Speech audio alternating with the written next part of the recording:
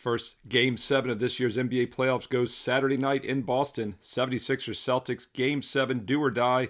I've got free plays and analysis and Game 7 information for you coming up free right here, right now.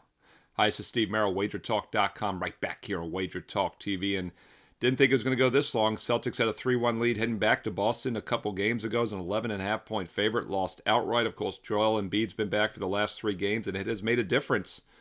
In fact, the Celtics won the first game when Embiid returned, but he got his legs under him, and the Sixers now pulled back-to-back upsets as an 11-point dog and a 5.5-point dog more recently on Thursday night. And of course, that was a very impressive win by 13 outright at home, and then the other win was by 16 outright. Not only are they winning by a dog, they've won the last 2 games outright by double digits. Now, Boston does fit several good bounce-back scenarios because of that. Higher-seeded teams, favorites off back-to-back double-digit losses are always worth a look. But can we trust the Celtics? I don't know. I mean, look, Boston was in a good bounce-back spot in Game 6 and did not get it done the other night. Now, that was on the road, but of course the Celtics won Games 3 and 4 on the road as well. If I had to play the side here, I'd rather be on the Celtics because we are getting a discount now. Obviously, the 11.5 was way too high the other night, and also in Game 2 it was 13.5. Game 1 was also 13.5. The Celtics won that easily by 32 points, but Embiid was not playing. And yes, the Sixers are a winning team with Embiid, a losing record this year without him. But we're getting a couple basket discount now, and I think this line is kind of where it should be. It was 7.5 most of the day on Friday, and then on Friday evening, right as I'm recording this video, it's popping to -8 in a lot of locations. I would agree with that move. If you're going to play it, I would lay it with the Celtics. Although a better way maybe to attack Boston is with that team total, because normally when they have a bad shooting game, they come back and they shoot much better. We thought that was the case Thursday night. I had a strong team total play on their over, and for the first time all season, in like 9 games, they failed to get to over 100 after a bad shooting outcome. The other reason I'm lukewarm on the team total over is because Game 7s historically are low-scoring defensive battles. So as far as the total, you're going to see some sharp money coming in the under. Game 7s historically do stay under. However, we'll talk more about this later in the playoffs. It usually works better in the second, third, and fourth rounds, not in round 1 when you get a mediocre team like Philadelphia involved. If you're going to play the under, I think playing the Sixers team total under 99.5, 99.5 is the best option. In fact, of all the options I've mentioned here, I lean Boston. We look for a low-scoring defensive Game 7 like we historically see. That would get me Sixers team total under 99.5 is probably the best option in this game. And it also takes that uncertainty of how the Celtics are going to play out of the equation. You know, Philly could win this game outright and still stay under 99.5. We've seen some extremely low-scoring Game 7s in recent years, and it makes sense. When it's on the line, both teams play hard-nosed defense, something they normally don't do during the regular season. I still think Philadelphia is offensively challenged in this series, even with Embiid back, when Boston wants to focus and play good defense. And by the way, they did shut Embiid down more than you would think. From the losing on the scoreboard's one thing, but Embiid was only 6 for 18 shooting, only had 19 points in game number 6 the other night, compared to having 59 points his first 2 games back. So it does look like the Sixers have figured some things out, and the Celtics rather have figured some things out against Embiid. So I would lean towards Boston, but I get it. Hey, Lane, 7.5, 8 points with a team that's underachieving is risky. That's why I think playing the Philadelphia team total under 99.5 could very well be the best option here in Game 7 on Saturday night. By the way, 7:30 Eastern for you on NBC. All right, let's look at some player props for you here in Game 7. Obviously, if it's a defensive intensity game, we probably want to start looking at some under for some player props, especially on the Philadelphia side of things, since they're going to be the road dog in this game. I mentioned Embiid had just 19 points, but he was 6 for 18 shooting. Still got a lot of shot attempts, kind of neutral on him. We're never really looking to fade superstars.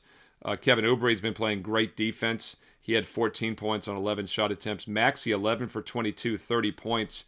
Do we dare play Maxey under? I know it's risky to play superstars under, but as I said the other video, Maxey's going to get less shot attempts now that Embiid is on the court. So I do think he could be worth a look, maybe under 23.5. If the Sixer team total stays under, he's probably going to be the one that keeps it under, as he has had 25, 22, and 29, and 21 in 4 of the other 5 games in this series. So not something I normally look to do, playing superstars under, but I'd probably lean Maxey under as well. And Edgecombe, we mentioned him the other day. He did not get a lot of shot attempts in Game 5 with Embiid back on the court.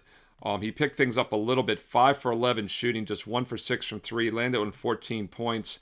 I'm seeing his player prop at around 11.5. He had 10 points or less the 3 prior games, 10, 6, and 10, including those first two games back with Embiid, and then barely got to 14 in the last game despite being almost 50% from the field. Maxey and Edgecombe I would lean slightly under in their point total, which would coincide once again to the Sixer team total under as well. On the Celtics side, it all comes down to if they shoot the ball better or not. As I said, they live by the three, they die by the three, and they haven't shot well at times. Jason Tatum's been upgraded to available to play. That's another reason I think this line went from 7.5 to 8 on Friday evening with the leg injury he suffered in Game 6. Still a little bit of uncertainty, though, how Tatum's look. I don't think he's fully healthy. He was only 17 points in 28 minutes the other night. That's another reason they did not perform well offensively. That was not good for our team total play on Boston with Tatum re-injuring his leg in the second half the other night. Some other guys that maybe could step up. Derek White, do we dare? No. He was 3 for 8, 11 points. He continues to struggle and get very limited looks. White, as we know, is on the do not touch list.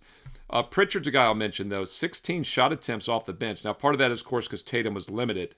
So there really comes down to how much Tatum can go and how healthy he is. So the team total for the Celtics is tricky. Player props are tricky, and that's another reason I'd rather just isolate Philadelphia's team total under the 99.5 is my top recommendation here for Game 7. Historically speaking, I talked about how Game 7s normally stay under. That is true, and historically as well, home teams win Game 7. In fact, all-time, 74% straight up, 115 and 40 straight up. In 155 games, they've won 115 of them straight up. However, there's been a shift recently. In the past 5-10 years, we've seen it almost 50-50. So, yes, all-time home teams are 74% straight up, but the road teams have been more competitive here in recent years. But that's another reason I do think the Celtics win this game, which means they likely cover the -7.5 or -8. Home teams do normally play well. Plus, Boston's coming in here off back-to-back double-digit losses as a favorite. They do fit some good technical situational setups, some 60% ATS angles as well. The under trend, I mentioned the Game 7s have defensive intensity, but that usually works better from the second round on. But that is something we've seen. Game 7s usually are lower scoring, but there again, that's somewhat being priced into this line. By the way, the total on this game sitting right around the 206 mark. And if you compare that to the earlier games in this series, we had 213.5, 214.5 the last two games with Embiid back. And if you go back to Game 1 in this series, we had a 219.5. So this line is 13.5 points lower than the Game 1 line on the same court with Embiid back in the lineup. I know he's a good defender. He's 7 foot, but he's also a good offensive player. So here again, the odds makers have caught on to Game 7s being lower scoring, and they've taken pretty much all the value out, dropping it down to 206. That also does hurt the team total with the Sixers, but not as much so as the full game total. So, hey, look, odds makers don't sleep, right? They know what works in Game 7s. It's home teams and the unders, and you're paying a premium if you're backing either one of them on Saturday night. What are your thoughts on this game? Side, total, player props. How are you attacking it?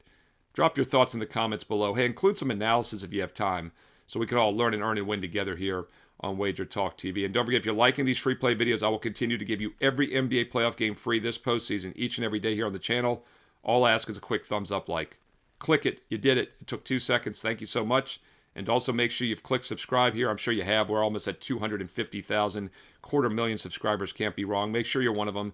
Click subscribe. And when you do so, click the bell as well, so you'll get an instant alert and you'll know each and every day when my free play NBA video is posted, along with some free play baseball videos throughout the week as well here on WagerTalk TV. Now, I'm giving you a lot of sides, total player props in every game throughout the postseason. A lot of these are light leans only. 1% of bankroll would be appropriate if you're playing the light leans. Sometimes, though, they do make my best bet card for my clients, and those are strong 4% plays. If you want my strongest plays for this Saturday, including my Major League Baseball best bets on a daily basis, go to my page right now, SteveMerril, and while you're there, check out the bonus free play. That's right.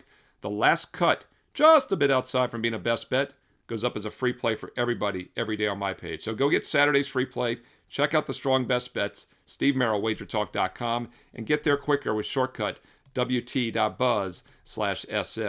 And hey, look, it's May 2nd, Saturday, May 2nd. May is here, which means it's time for some new special offers, and boy, are there some good ones right now on my page at WagerTalk.com. How about 3 days for $49? Now think about this. One play is $25. 1 day is $39. You can get 3 days for just $10 more. 3 days for $49 right now. No promo code needed. That's a great starter package, a great sampler if you want to try out my best bet service for 3 days and nights, just $49.